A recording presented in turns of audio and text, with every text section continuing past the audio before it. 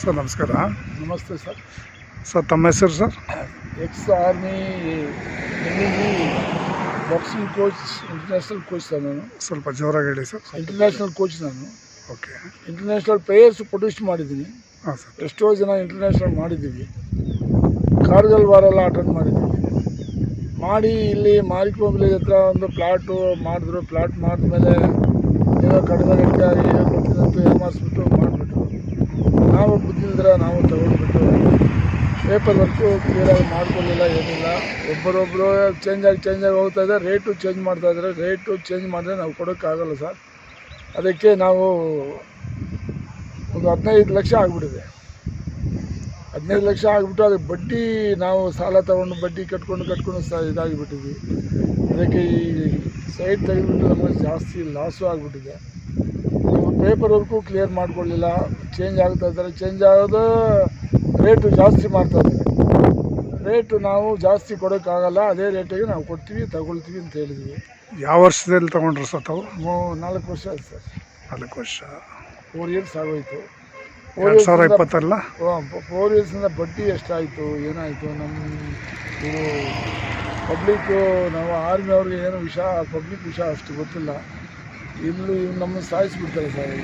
ಈ ಪ್ಲಾಟ್ ತೆಗೆದು ಮನೆ ಕಟ್ಟೋಕ್ಕೂ ಬಿಡೋಲ್ಲ, ಇದು ಮಾಡೋಕ್ಕೂ ಬಿಡೋಲ್ಲ. ನಾವು ಏನು ಮಾಡೋದು? ದೇವರೇ ಅಪ್ಪ, ನಾವು ಕಾರ್ಗಲ್ ಬರಲ್ಲ ಅಟೆಂಡ್ ಅಲ್ಲಿ ಸತ್ತೋದ್ರೂ ಚೆನ್ನಾಗಿತ್ತು. ಇಲ್ಲಿ ಬಂದು ನರಕದಲ್ಲಿ ಸಿಕ್ಕಾಕೊಂಡಿದ್ದೀವಿ. ಏನು ಮಾಡೋದು? ದೇವರು ಕೈ ಎತ್ತು ಈಶ್ವರನ ದೇವಸ್ಥಾನ ಎದುರುಗಡೆ ಚೆನ್ನಾಗಿ ಆಗ್ಬೋದು ಅಂತ ನಾವು ಇದು ಮಾಡಿದೆ. ಇವರು ಒಂದು ಪೇಪರು ಕ್ಲಿಯರ್ ಮಾಡ್ಕೊಳ್ಳೋ, ಲೋನ್ ಮಾಡಿ ಇದು ಮಾಡಿಕೊಂಡ್ರೆ ಅದೂ ಮಾಡಿಕೊಡೋ ಕ್ಲಿಯರ್ ಮಾಡಲಿಲ್ಲ. ಖಾತಾನೂ ಮಾಡಿಕೊಳ್ಳಿಲ್ಲ. ಪೇಪರು ಕ್ಲಿಯರ್ ಇಲ್ಲ. ನಾವು ಮನೆ ಇಷ್ಟು 15 ಲಕ್ಷ ಆಗಿಬಿಟ್ಟು ಇನ್ನೂ ಕಟ್ಬಿಟ್ಟ ಮೇಲೆ ನಮ್ಮದು ಮನೆ ಅಂದರೆ ನಾವು ಏನು ಮಾಡೋಕ್ಕಾಗ್ತದೆ?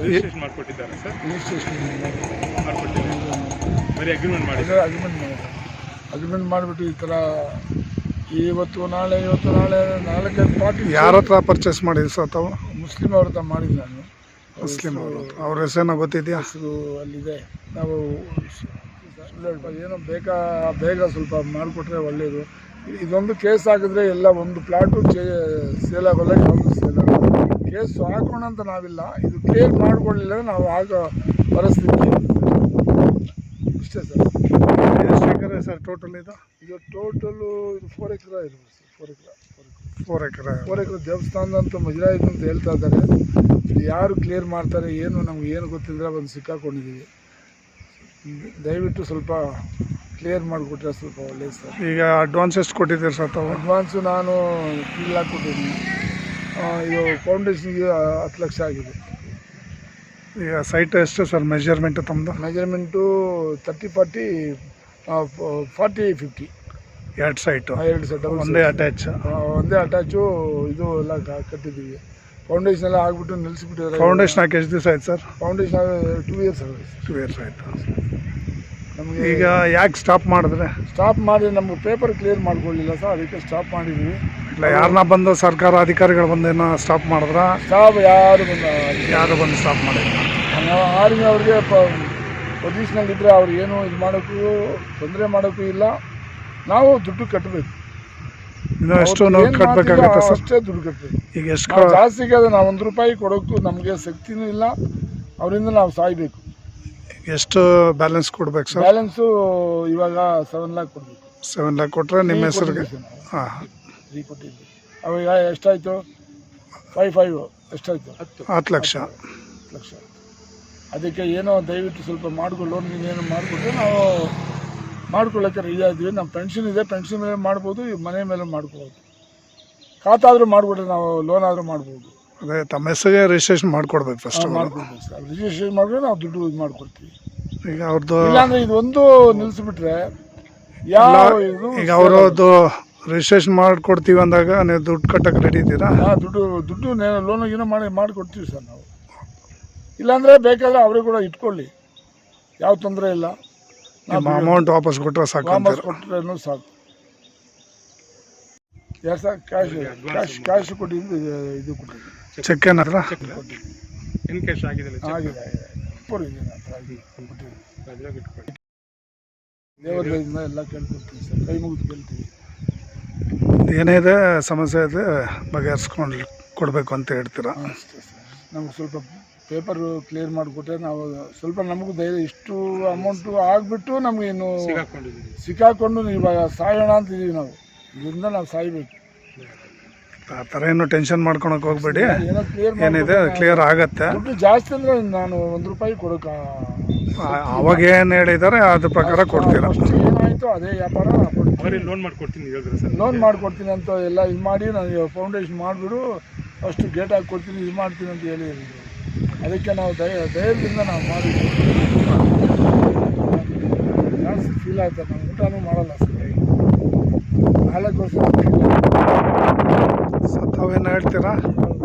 ಏನು ಮೋಸ ಮಾಡಿದೆ, ಎಕ್ಸ್ ಸರ್ವಿಸ್ ಮ್ಯಾನ್ ಆಗಿದ್ದಾರೆ, ಏಜ್ ಆದವರು, ದುಡ್ಡು ತೊಗೊಂಡ್ಬಿಟ್ಟು ರಿಜಿಸ್ಟ್ರ್ ಮಾಡಿಕೊಟ್ಟಿಲ್ಲ, 10 ಲಕ್ಷದ ಮೇಲೆ ಖರ್ಚು ಮಾಡಿದ್ದಾರೆ. ಅವ್ರ ನಿದ್ದೆಯಲ್ಲಿ ಅವ್ರ ಪರಿಸ್ಥಿತಿ ಇವಾಗ 3-4 ಕೈ ಮಾರಿದೆ ಅಂತ ಅವ್ರ ಪರಿಸ್ಥಿತಿ. ಲೋನ್ ಮಾಡಿಕೊಡ್ತೀನಿ ಸುಳ್ಳು ಹೇಳಿದ್ದಾರೆ, ಸುಳ್ಳು ಹೇಳಿ ಖಾತೆ ಮಾಡ್ಕೊಡ್ತೀನಿ ಅಂತ ಹೇಳಿದ್ದಾರೆ. ಎಲ್ಲ ಮಾಡ್ಕೊಡ್ತೀನಿ, ಲೋನು ತೆಗೆಸ್ಕೊಡ್ತೀನಿ, ಲೋನು ಇಲ್ಲ, ರಿಜಿಸ್ಟ್ರೇಷನ್ ಇಲ್ಲ, ಏನೋ ದುಡ್ಡು ತೊಗೊಂಡು ಎಲ್ಲಿದ್ದಾನೆ ಅವ್ರಿಗೆ ಗೊತ್ತೂ ಇಲ್ಲ. ಇವಾಗ ಅವ್ನು ಯಾರು ಒಂದು ಗೊತ್ತಿಲ್ಲ. ಅವ್ನು ಹೋದ ಫಸ್ಟ್ ಪಾರ್ಟಿ, ಇವಾಗ ಸಿಗಾಕೊಂಡು ಹೋದ. ಇವಾಗ ಎಷ್ಟು ಜನ ಸರ್? 3ನೇ ಪಾರ್ಟಿ 4ನೇ ಪಾರ್ಟಿ ಹಾಂ ಚೇಂಜ್ ಆಗಿದೆ. ಒಂದು ಎಕ್ಸ್ ಸರ್ವಿಸ್ಮನ್ ಬರೋ ಪರಿಸ್ಥಿತಿನ ಇದು? ತಾವೇ ಹೇಳಿ ಸರ್ ನೋಡೋಣ ದಯವಿಟ್ಟು. ನಾನು ಮಾಧ್ಯಮದವ್ರು ಕೇಳ್ತೀನಿ, ಈ ಮುಂದಕ್ಕೆ ಯಾರಿಗೂ ಈ ಥರ ತೊಂದರೆ ಆಗಬಾರ್ದು. ದಯವಿಟ್ಟು ಒಳ್ಳೆ ಅವ್ರಿಗೆ ಉಪಕಾರ ಮಾಡಿ. ಈ ಏಜಲ್ಲಿ ಅವ್ರಿಗೆ ಯೋಚನೆ ಬೇಕಿದೆಯಾ? ಈ ಪರಿಸ್ಥಿತಿ ಅವ್ರಿಗೆ ಬೇಕಾಗಿದೆಯಾ? ಅವ್ರು ಕಷ್ಟ ಬಿದ್ದು ಕಾರ್ಗಿಲ್ ವಾರೆಲ್ಲ ಅಟೆಂಡ್ ಮಾಡಿದ್ದಾರೆ, ಬಾರ್ಡ್ರಲ್ಲಿ ಇದ್ದು ಕೆಲಸ ಮಾಡಿದವರು. ಅವ್ರಿಗೆ ಬರೋ ಪರಿಸ್ಥಿತಿನ ಆರಾಮಾಗಿ ಎಕ್ಸ್ ಸರ್ವಿಸ್ ಮ್ಯಾನ್ ರಿಟೈರ್ಡ್ ಆಗಿ ಪೆನ್ಷನ್ ತೊಗೊಂಡು ಏನೋ ಒಂದು ಮನೆ ಮಠ ಮಾಡ್ಕೊಂಡು ಆರಾಮಾಗಿರೋ ವಯಸ್ಸಿದು. ಈ ಏಜಲ್ಲಿ ಈ ಪರಿಸ್ಥಿತಿನ ಅವ್ರಿಗೆ ಈ ಥರ ಮೋಸ ಮಾಡ್ತಾರೆ, ಎಲ್ಲ ಚೀಟಿಂಗ್ ಮಾಡ್ತಾರೆ, ಏಮಾರಿಸ್ತಾರೆ ಎಲ್ರಿಗೂ. ಈ ರೆವಿನ್ಯೂ ಬಗ್ಗೆ ಅವ್ರಿಗೆ ಏನು ಗೊತ್ತಿರುತ್ತೆ? ಸೈಟ್ ಬಗ್ಗೆ ಏನು ಗೊತ್ತಿರುತ್ತೆ? ಏನೋ ಹೇಳ್ತಾರೆ, ನಿಜ ಇರುತ್ತೆ, ಸರಿ ಇರುತ್ತೆ ಅಂತ ತೊಗೊಳ್ತಾರೆ ಅಷ್ಟೇ. ಬಂದ ಮೇಲೆ ಸಿಗಾಕೊಂಡ್ರೆ ಅವ್ರ ಪರಿಸ್ಥಿತಿ ಹೆಂಗೆ? ಇವಾಗ ಅವ್ರ ಆಚೆ ಬರೋಂಗೇ ಇಲ್ಲ, ಯಾವನು ಕೈಗೆ ಸಿಗೋಂಗೂ ಇಲ್ಲ. ಇವಾಗ ಅವರು ಯಾರು ದುಡ್ಡು ತೊಗೊಂಡು ಅವ್ರ ಹೆಸರೇ ಮಾಡ್ತಿದ್ದಾರೆ ಪಾಪ. ಅಂತ ಪರಿಸ್ಥಿತಿ ಯಾರದ್ದು ಗೊತ್ತಿಲ್ಲ. ಯಾವನೋ ಅದೇ 4ನೇ ಕೇಳ್ತೇನೆ, ಯಾವನು ಬ್ಯಾಂಗ್ಳೂರು ಅಂತಾರೆ. ಹಿಂಗಾದ್ರೆ ಹೆಂಗೆ ಸರ್? ಹಾಂ, ತಮ್ಮ ವೈಫು ನಿಧನ ಅಂತ. ವೈಫು ತೀರೋ ಇವಾಗ ಎಷ್ಟು ದಿವಸ ಆಯ್ತು ಸರ್? 2 years ಆಗಿದೆ. ವೈಫು ತೀರೋಗಿದ್ದಾರೆ. ಇವರು ಒಬ್ಬರು ಇದ್ದಾರೆ. ಎಂಥ ಪರಿಸ್ಥಿತಿ ಇದು ಅವ್ರಿಗೆ? ಇಂಥ ಪರಿಸ್ಥಿತಿ ಯಾರಿಗೂ ಬರಬಾರ್ದು. ದಯವಿಟ್ಟು ಮಾಡಿ ಇದು ಅವ್ರ ಪ್ರಾಬ್ಲಮ್ ಬಗೆಹರಿಸ್ಬೇಕು. ಅವ್ರಿಗೆ ಹಣ ಬಂದು ಸೇರಬೇಕು. ಇಲ್ಲಾದರೂ ಕ್ಲಿಯರ್ ಮಾಡಿ ಅವ್ರ ಪ್ರಾಪರ್ಟಿ ರಿಜಿಸ್ಟ್ರೇಷನ್ ಆಗಬೇಕು. ಅವ್ರು ಲೋನ್ ಕೊಡ್ತೀನಿ ಎಲ್ಲ ಸುಳ್ಳು ಹೇಳಿದ್ದಾರೆ, ಎಲ್ಲ ಸುಳ್ಳು ಹೇಳಿದ್ದಾರೆ. ಇದು ಮುಜರಾಯಿ ಪ್ರಾಪರ್ಟಿ, ಅದು ಹೆಂಗೆ ಅವ್ರಿಗೆ ರಿಜಿಸ್ಟ್ರೇಷನ್ ಮಾಡಿಕೊಡ್ತಾರೆ ಇವರು? ಇದು ಮುಜರಾಯಿ ಬಿಲಾಂಗ್ಸ್ ಟು ಮುಜರಾಯಿ, ಗೌರ್ಮೆಂಟ್ ಜಾಗ, ದೇವಸ್ಥಾನದ ಲ್ಯಾಂಡ್. ಇದು ಹೆಂಗೆ ಮಾಡೋಕ್ಕಾಗುತ್ತೆ? ಇದೇ ಥರ ವರ್ಷಗಟ್ಟಲೆ ಹೇಳ್ತಾರೆ, 4-5 ವರ್ಷ. ಇದು 2018ಇಂದನೇ ಇದು ಇಶ್ಯೂ ಗೊತ್ತಿದೆ ಎಲ್ರಿಗೂ. ಅವ್ರಿಗೆ ಮೋಸ ಮಾಡಿದ್ದಾರೆ. ಇಷ್ಟಕ್ಕೆ ಈ ಊರಿನವರೇ ಅವರು ಬಾರ್ಡ್ರಲ್ಲಿದ್ದಾರೆ. ಅವ್ರಿಗೇನು ಗೊತ್ತಿರುತ್ತೆ? ಏನೋ ಬರ್ತಾರೆ ಹೋಗ್ತಾ ಇರ್ತಾರೆ ಸರ್. ಅವ್ರಿಗೆ ಗೊತ್ತಾ ರೆವಿನ್ಯೂ ಬಗ್ಗೆ? ಗೊತ್ತಾ? ಆರ್ಮಿ ಮ್ಯಾನ್ಗೆ ಏನು ಗೊತ್ತಿರುತ್ತೆ ರೆವಿನ್ಯೂ ಬಗ್ಗೆ? ಒಳ್ಳೆ ಸೈಟ್ ಕೊಡ್ತಾರಪ್ಪ, ತಗೊಳ್ಳೋಣ ಮಾಡೋಣ ಅಂತಾರೆ. ರೆವಿನ್ಯೂ ಬಗ್ಗೆ ಇದು ಗೊತ್ತಿರೋರಿಗೆ ನಾಮ ಹಾಕ್ತಾರೆ. ಅಂದರೆ ಇಂಥವ್ರಿಗೆ ಹಾಕೋದಷ್ಟು ಮಾತ್ರ ಮಾಡಿದ್ದಾರೆ. ಇವಾಗ ಹಿಂಗೂ ಇಲ್ಲ, ಹಂಗೂ ಇಲ್ಲ, ಬಿರಂಗಿಲ್ಲ. ಇವ್ರಿಗೆ ಅವ್ರ ಕೈಗೆ ಯಾರು ಸಿಗ್ತಾನೂ ಇಲ್ಲ. ಸಿಕ್ತರ ಸರ್ ನಿಮ್ಗೆ ಯಾರಾದ್ರೂ ಬಂದು ಮಾತಾಡಿದ್ರ ಸರ್? ಇಲ್ಲ ಮಾಡ್ಕೊಡ್ತೀನಿ ಹೇಳಿದ್ರ ಸರ್? ಇಲ್ಲ ಸರ್, ಮಾಡ್ಬಿಟ್ಟು ಲೋನ್ ಮಾಡ್ಕೊಡ್ತೀನಿ ಅಂತ ಹೇಳ್ತಾ ಇದ್ದಾರೆ. ಇನ್ನು ಎಷ್ಟು ವರ್ಷ ಯಾವಾಗ ಹೇಳಿದ್ರು ಸರ್? 1 ವರ್ಷದಿಂದ ಹೇಳ್ತಾನೆ. ಹಾಂ, ಏನೂ ಇಲ್ಲ. ಅಗ್ರಿಮೆಂಟ್ ಮಾಡಿ 4 ವರ್ಷ ಆಗಿದೆ. ಹಾಂ, ಹಿಂಗಿದೆ ಸರ್ ಪರಿಸ್ಥಿತಿ. ಆಯ್ತು ಸರ್, ನಮ್ಗೆ ಅಗ್ರಿಮೆಂಟ್ ನಾವಿದ್ದೀವಿ. ಏನೋ ನಿಮ್ಮ ದಯವಿಟ್ಟು ಸ್ವಲ್ಪ ಮಾಡಿದ್ರೆ ನಾವೇನೋ ಸ್ವಲ್ಪ. ಆಯ್ತು ಸರ್, ಒಂದು ಅಗ್ರಿಮೆಂಟ್ ಕಾಪಿ ಒಂದು ಜೆರಾಕ್ಸ್ ಕೊಡಿ ನಮಗೆ, ಇಲ್ಲ ವಾಟ್ಸಪ್ಗೆ ಕಳಿಸ್ಕೊಡಿ. ತಮಗೆ ಕಳಿಸ್ಕೊಡಿ ವಾಟ್ಸಪ್ಗೆ ಜೆರಾಕ್ಸ್ ಕೊಡಿ. ಅದೇನಿದೆ ಪ್ರಯತ್ನ ಮಾಡೋಣ, ಸಾಲ್ವ್ ಮಾಡಿಸ್ತೀವಿ, ಸಾಲ್ವ್ ಮಾಡಿಕೊಡ್ತೀವಿ. ಸರ್ ನನ್ನ ಬಿಡಿ ಸರ್, ಇದೀವಿ, ಸಾಲ್ವ್ ಮಾಡಿಸ್ತೀವಿ ಸರ್. ಯಾಕೆ ಸರ್? ಎಲ್ಲೂ ಹೋಗಲ್ಲ ಸರ್. ನಿಮ್ಮ ದುಡ್ಡು ನಿಮ್ಗೆ ಬರುತ್ತೆ ಸರ್, ಸಾಲ್ವ್ ಮಾಡಿಸ್ತೀವಿ. ರಾಜೇಂದ್ರ ಮಾಡಿಸ್ತಾನೆ, ಬರ್ತಾನೆ, ಮಾಡ್ತೀವಿ. ಖಂಡಿತ ನೀವೇನು ಟೆನ್ಷನ್ ಮಾಡ್ಕೊಬೇಡಿ, ಮಾಡ್ಕೊಡ್ತೀವಿ ಸರ್. ಮಾಡಿಕೊಡ್ತೀವಿ ಬಿಡಿ ಸರ್. ನಂಬರ್ ಆಗಿದೆ ಸರ್.